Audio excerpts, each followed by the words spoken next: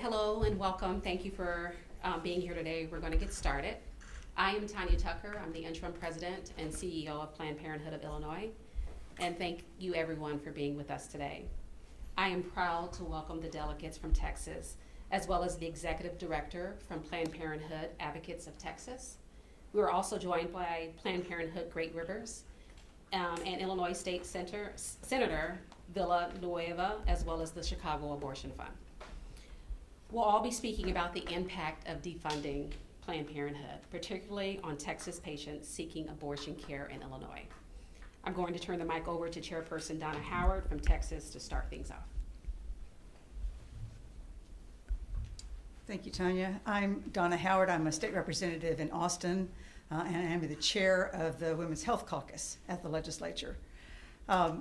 First off, we have to thank Illinois for taking so many Texas women and ensuring that they get access to the health care that they deserve and are unable to get in Texas. We are truly grateful and just so appreciative that you have the ability to provide the care that we unfortunately are not able to. It's very astounding that in a state that professes to care about moms and babies, that we are in the position that we're in. We have already experienced what's unfortunately coming your way from what's going on currently with the federal administration.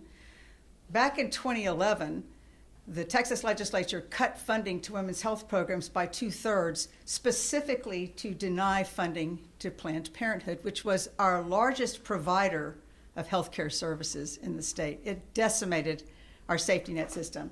And then followed that in 2013 by denying Medicaid to be able to pay for any services. We're not even talking about abortion, for any healthcare services that Planned Parenthood was providing. So we have already seen in our state how this impacts the health care of Texas women and their families. The fact is that we have one of the highest rates of maternal morbidity and mortality. We have one of the highest rates of teen pregnancy and repeat teen pregnancy. We have a high rate that's escalating now of STDs, including, unfortunately, congenital syphilis. There are so many things going on in our state that clearly need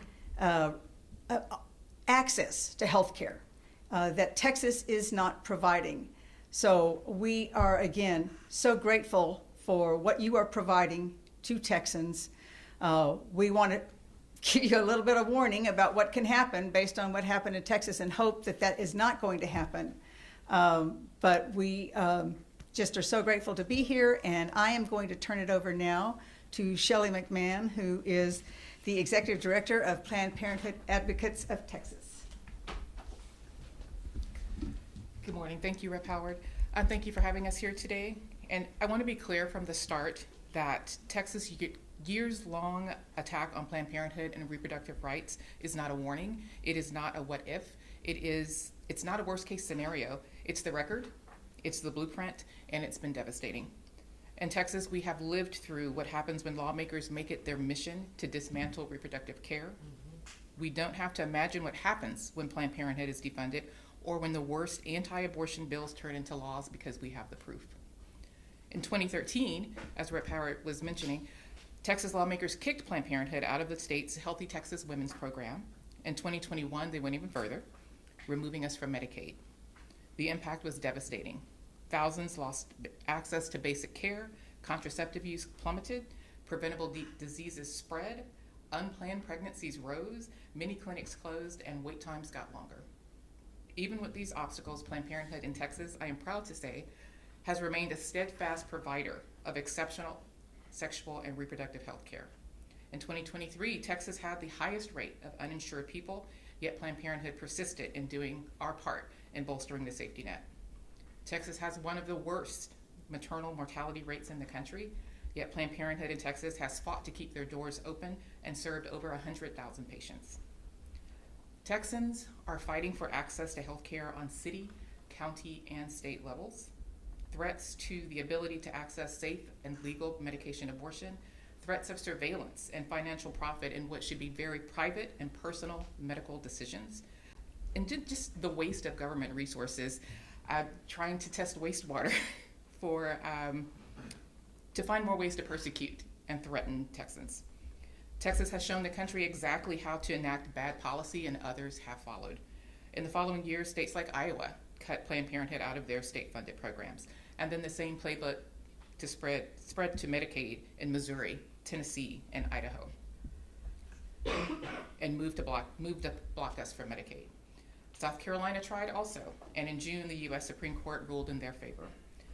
That decision gave every state in the country the green light to kick Planned Parenthood out of Medicaid, even when, just like in Texas, we are the health care safety net that they cannot replace.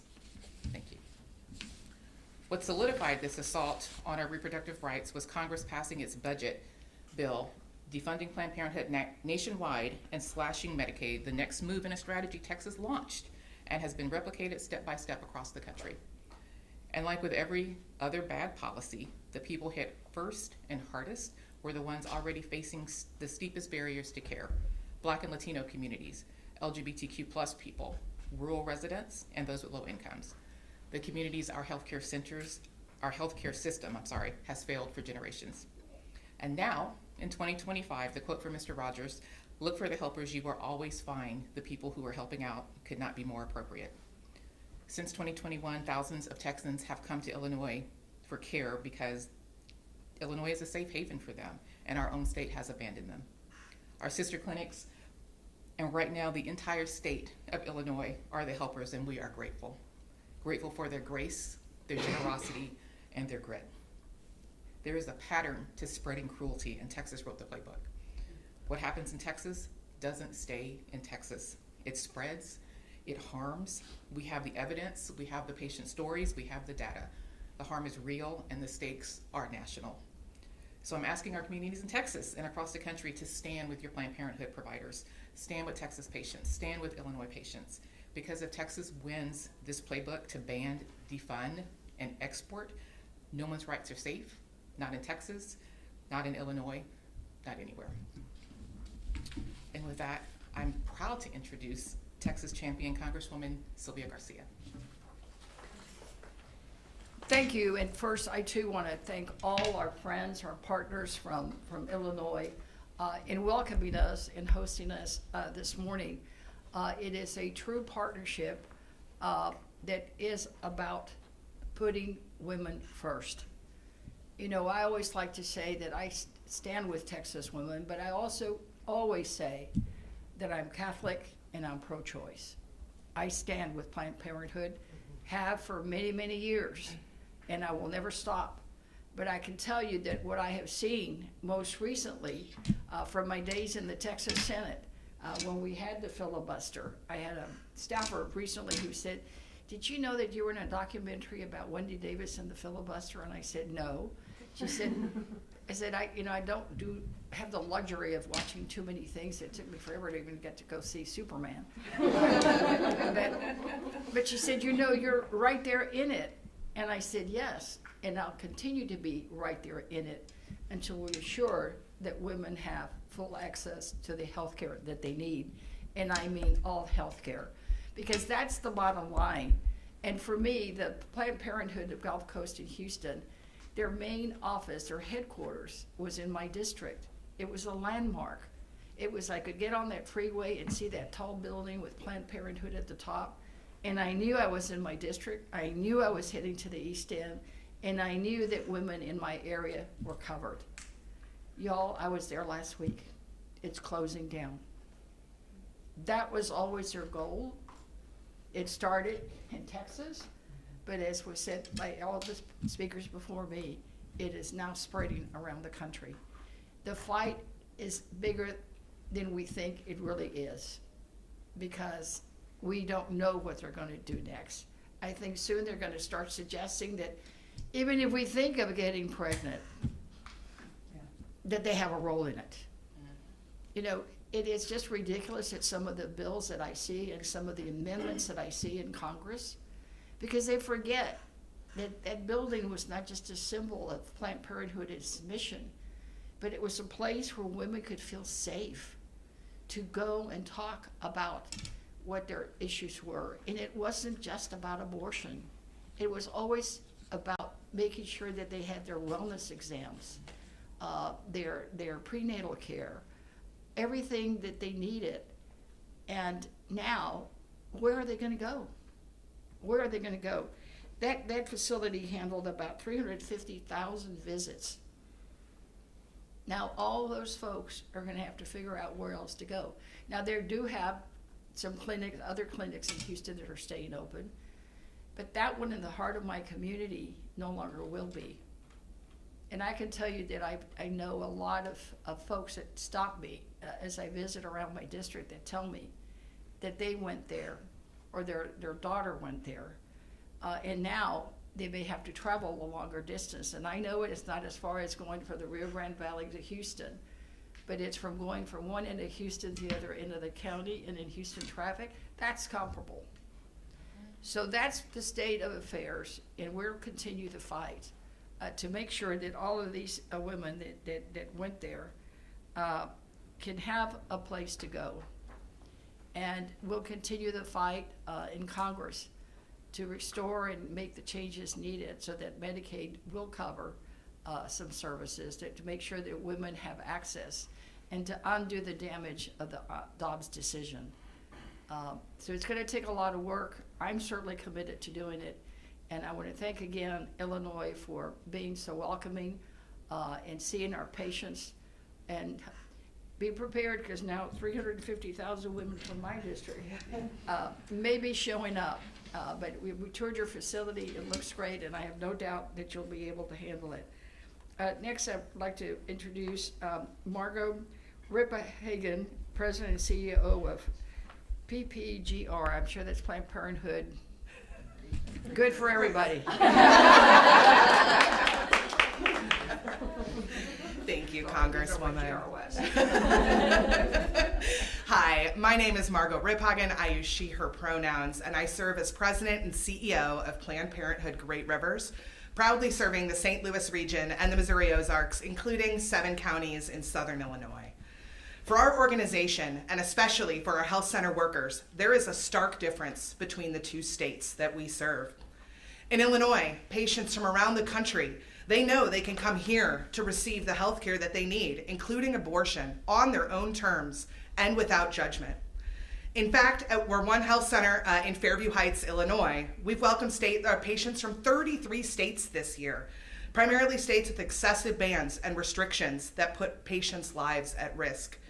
However, just across the river in Missouri, we've been fighting tooth and nail to ensure that our patients can access the same care in their own communities, only to run into roadblock after roadblock by politicians and regulators.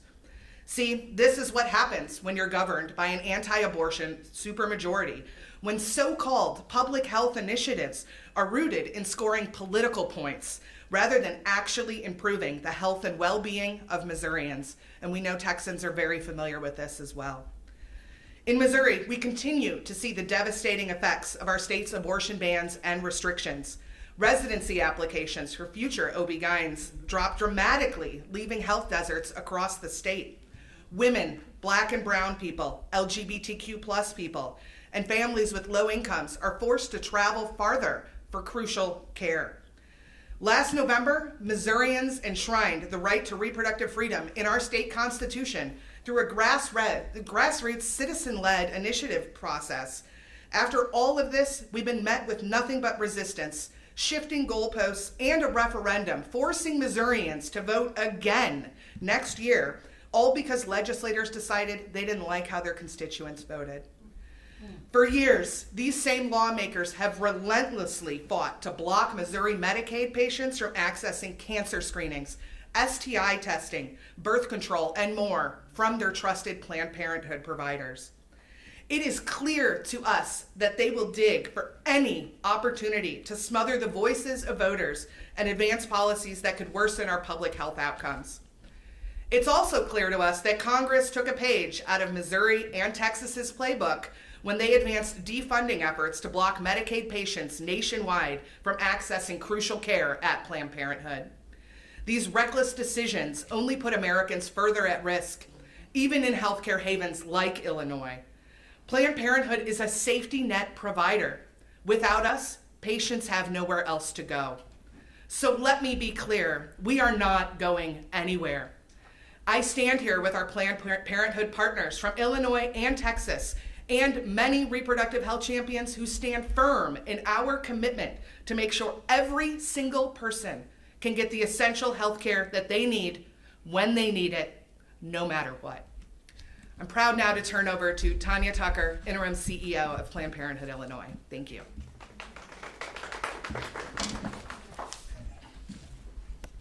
All right, thank you, Margot.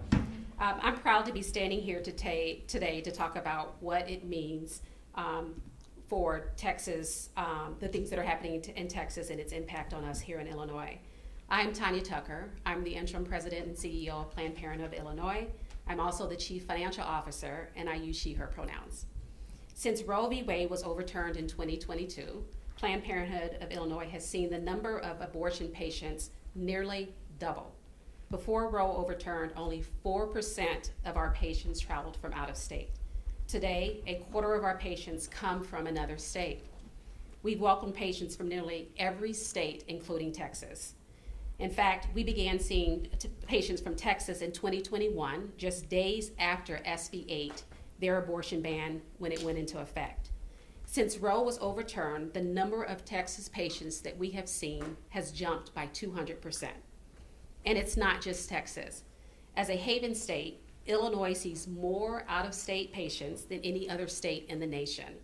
This influx is stretching our system to its limits. Patients who travel here often need more financial assistance, they face bigger barriers, they require more subsidies from us. And now, this already challenging situation is getting worse. Medicaid is being slashed, and we risk losing reimbursements for gender-affirming care and family planning service. And what that means is birth control, STI testing and treatment, cancer screenings, and routine exams are all at risk. Furthermore, Medicaid cuts will dramatically affect people already facing barriers to care. People who live in rural areas, people living in poverty, people of color, the LGBTQ+ community, young people, and students.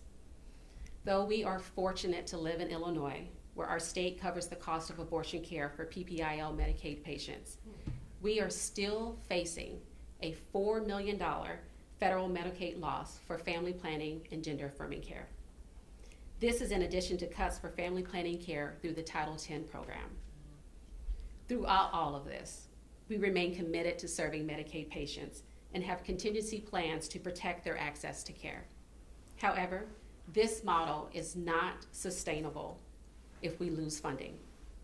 We join our sister organizations in Missouri and in Texas today in solidarity, because what happens in one state is felt everywhere else. No one should be forced to travel hundreds of miles for the care they could receive in their state from a trusted provider. Now, I am proud to introduce one of PPIL's trusted providers, our interim chief medical officer, Dr. Cisco.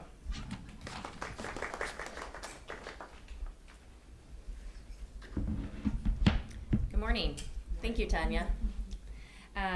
My name is Dr. Katie Cisco. I use she, her pronouns, and I am the interim chief medical officer of PPIL. I have been an abortion provider for PPIL for 14 years, providing both procedural and medication abortion. Medication abortion has been used by more than 4 million people since the FDA approved it 20 years ago, and it is safe and effective. At Planned Parenthood of Illinois, about half of our patients choose the medication abortion option. Patients can access medication abortion care either by coming into one of our health centers or virtually through a telehealth visit. For patients living outside of Illinois, this means traveling for their appointment and starting the process here in Illinois. Since the Dobbs decision, I see patients every day who have traveled from out of state and overcome incredible obstacles to sit in my exam room. It is incredibly frustrating because the care I provide is something they could and should get in their home state. There are physicians and medical professionals in all 50 states capable of providing abortion care. The patients I see from other states are stressed. Not being able to access care where you live causes anxiety. It makes a difficult decision even harder. I recently had a patient from Texas who was very upset. She had a planned pregnancy, but unfortunately, that pregnancy had complications. So she and her partner made the gut-wrenching decision to terminate. Due to state law, they were forced to travel for the procedure and come to Illinois. Adding to her stress, her obstetrician was opposed to abortion, so they had to navigate the system alone until they found us. Fortunately, we had staff to help figure out lodging, childcare for their 2-year-old, and travel arrangements. And after the procedure is over, the stress and fear continues. My out-of-state patients worry about what will be in their medical record and if they will face other penalties or repercussions for seeking health care in Illinois. They face shame and stigma. This was the case for my Texas patient. It saddens me to see my patients struggle with such unnecessary challenges, especially when their home state is sending the message that what they are doing is wrong for simply accessing basic health care. Abortion is health care. I am grateful that I practice in Illinois, where I can continue to provide abortion and care for my patients. It is now my honor to introduce Illinois State Senator Selena Villanueva. Thank you. Good morning, everyone. I'm State Senator Selena Villanueva. I represent the 12th District here in the city of Chicago on the southwest side. I am very proudly the daughter of a Mexican immigrant woman who was also very Catholic and very pro reproductive rights. My mother was the type of mother that made sure that we knew growing up that we had options because she was a teenage mother. She had my older sister when she was 17 years old, and she ensured that my sister and I and my brothers all knew that we had options were we ever to find ourselves in that situation at younger ages. But also further on, my mother has passed away, unfortunately. She passed away a few years ago from cancer. But one of the last things that I remember, and it popped up recently on my Facebook, because yes, I still have Facebook, was a picture of me and her at the first Women's March here in Chicago, where we had hundreds of thousands of women and men. We did have men, but it was the ladies that were out there. And I remember how excited she was to get out there that day. She had actually been meeting up with a group of women in one of the neighborhoods that I represent in Pilsen to make and to sign postcards to send to other women to encourage them to participate and get involved. And I remember they also had a button making party. And I have those buttons. I had them for a very long time in my car, and I have those buttons framed at home.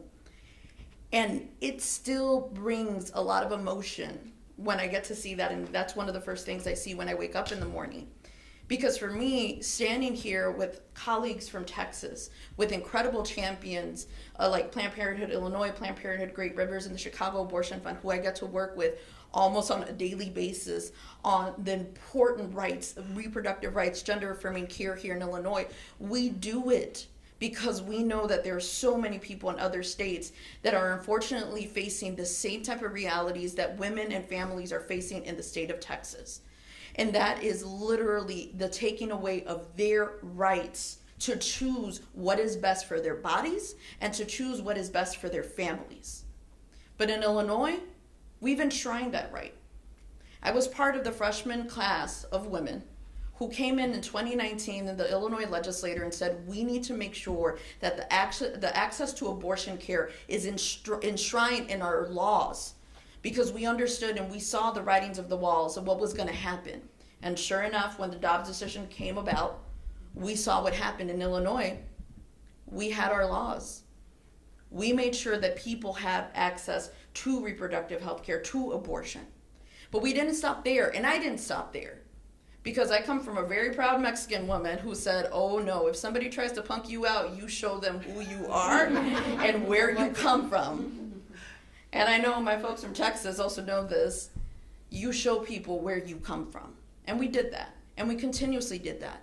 And working with incredible partners here in Illinois to not only just further enshrine these rights, but to protect other women and families who were coming to Illinois so that they would be free of criminal persecution from states like Texas who seek to persecute them for making their own choice for their body and for their family.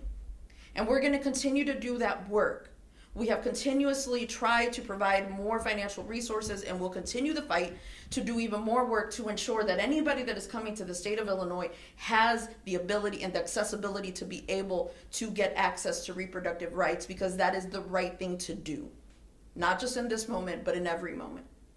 And so while the world seems uncertain, the future seems uncertain, just know this, that in Illinois, we have your back. Thank you. And we will always have your back. Gracias. And for all of the Texans and Illinoisans and everyone else in the rest of the state, in our United States, Illinois is always going to have your back. Thank you. Gracias. Thank you. And now it's my honor to bring up Representative Lauren Ashley Simmons. Thank you so much. And I want to say thank you to everybody who's here today. This is a very important issue. And I also want to say thank you to our extended family in Illinois who has welcomed us with such hospitality, and Planned Parenthood Illinois for being just a angel for our women in Texas who have not had access to the health care that they deserve and need. I'm State Representative Lauren Ashley Simmons. I bring you greetings from House District 146, that is smack dab in the middle of Houston, Texas. I became a mom for the first time at 19 years old, one of the scariest times of my life. I was a freshman in college, and I came from a family where you just do not have babies at 19. And I remember the hurt and the shame that I witnessed from both my parents. I come from a family where I was the granddaughter of 3 public school teachers. Both of my parents had gone to college, and so there was an expectation that I was supposed to do more. But for me in that moment, becoming a mom was doing more. And I remember not being able to reach out at the time to my family and have conversations, and it was Planned Parenthood and the caregivers there and the health providers that really did not just provide care and access to care for me, but compassion, and helped me understand the decision that I was making was mine to make. And it hurts me right now to know that there are 19-year-old women or teenagers in Texas who, regardless of what decision that they make, have already had a choice that has been made for them. I'm the chairwoman and founder of our Texas Labor and Workforce Caucus. And the reason I did that as a freshman, because I couldn't just come in the legislature and just learn the ropes. I had to bite off more than I can chew. But the reason I mention that, because the labor movement and the fight for labor rights is inextricably intertwined with the fight for reproductive justice. I mean, even the way that we organize and we work together, we sit at the same tables, but oftentimes many of the people who are seeking abortions already have children. They work low-wage jobs where they know that they're not going to be able to afford to care for another child, or they work a job where they don't have health insurance, and so they need centers and health facilities like Planned Parenthood where they can access the health care that they need. And I know that Planned Parenthood does so much more than provide just abortion care, but abortion care is health care. And we have to be okay with saying that. Abortion is life-saving, but it's also life-enhancing. And we have to be honest about what that means for states to be able to make a determination about your health care in a way that impacts your life. Their clinics are just a safe place for women in general. They are able to get an expansive array of health care, including cancer screenings, STD screenings, necessary medications, and so much more. It has been stated that Texas women have suffered the consequences of defunding our state's clinics. They have less access to comprehensive health care services than they did before those clinics closed. And that clinic that Congresswoman Sylvia Garcia spoke about is a clinic that I've used before. And so I drive past it often. It's not in my district, but it's close to where I grew up. And it's heartbreaking to know that people in that community have had their health care shut off from them. Women are dying without access to reproductive care, and it should not be a divisive political issue.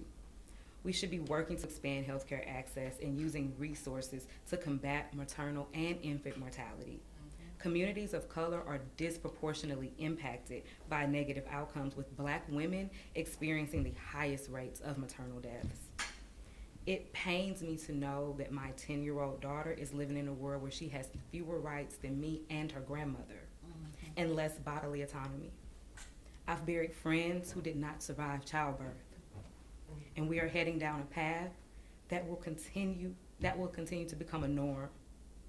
I am so appreciative, again, of Planned Parenthood Illinois for providing the care that women need. But we have to be clear. You should not have to leave a state. You should not have to escape a state to get the care that you need to save your life. And let me be clear, and it's been said before, Texas is not Vegas.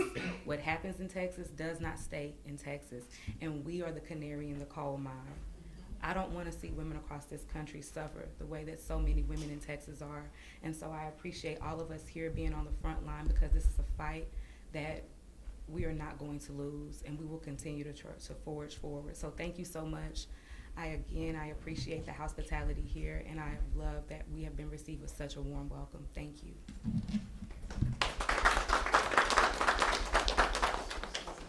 So if any of the media have any questions, we'll take on-topic questions now. Marnie? Okay, Marnie with the Daily Herald. Yeah, I had a number of questions on different issues. I actually wondered if Rep. Howard and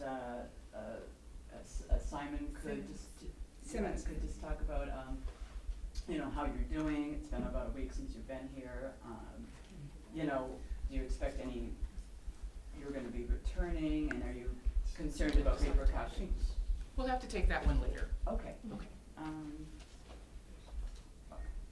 I guess my other question was, can you just characterize, maybe the doctor, just characterize some of the patients you're taking care of from Texas? Age, situations? All of them, right? All ages, all situations.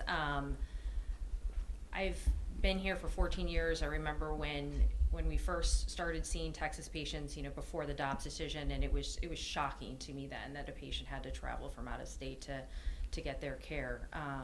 As I said, they're coming. They are stressed. They are anxious. It is making a situation that is hard even harder for them. But we see patients of all race and color, ages.